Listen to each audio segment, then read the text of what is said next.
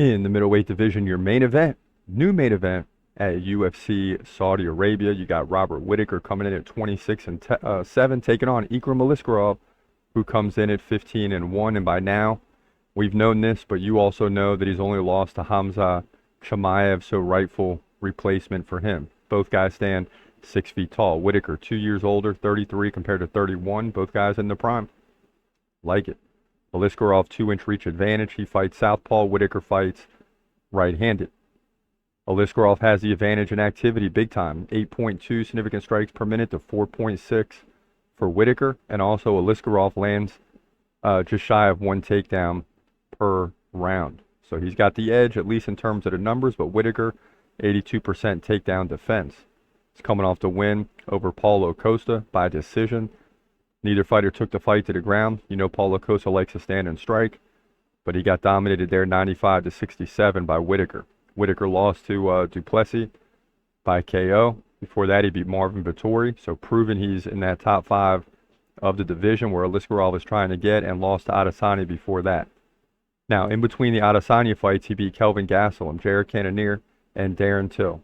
So, despite not being able to hold on to the title any longer, he's still in the top 3 or 4 for sure. Forget the rankings, right? He's definitely in the top 3 or 4 of this division, so this is a perfect opportunity for Aliskerov. Now, Aliskerov's got good numbers, but he's fought Warley Alves, beat him by KO. Beat Phil Hawes by KO. Submitted Mario Sousa at the Contender Series.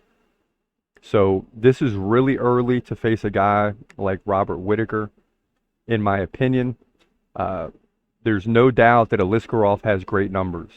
Now, if he fought the schedule that Robert Whittaker has against Adesanya, Duplessis, all the top names, those numbers are going to come down. So really, you have to dismiss those numbers, right? He would still land more takedowns than Robert Whittaker, but the takedown defense for Whittaker, when you're looking at those opponents, is really good. This is why Whittaker is a slight favorite. And although, I'll be honest, I'd like to see Aliskerov win this fight and shock everybody and catapult himself into the top 5, which would only prove further that Hamza Chimaev eventually belongs in there if he can get back to 100%. However, Robert Whittaker has the experience in this situation, right? I think Aliskerov is a little early to take this fight. The good news for him, early in his career to take this fight, but the good news for Aliskerov is that he's fresh and he gets the opportunity. And good fighters don't, look past an opportunity like this. They take this fight, and he was training for a fight just a week earlier. So he's primed and ready to go. He's had a solid training camp, just like Whittaker. Now, he wasn't planning on fighting Robert Whittaker. That may, that'll be a negative, but at the same time, he's 100% ready to fight. I just like Robert Whittaker by a little bit just because of the experience. But Aliskerov isn't going anywhere. I look for Robert Whittaker to win this fight just on sheer experience, especially if it goes into the deeper rounds. He wins, in my opinion, likely by decision. It's going to be a close fight, and Aliskerov's going to have 2 good rounds on takedowns. Please believe it.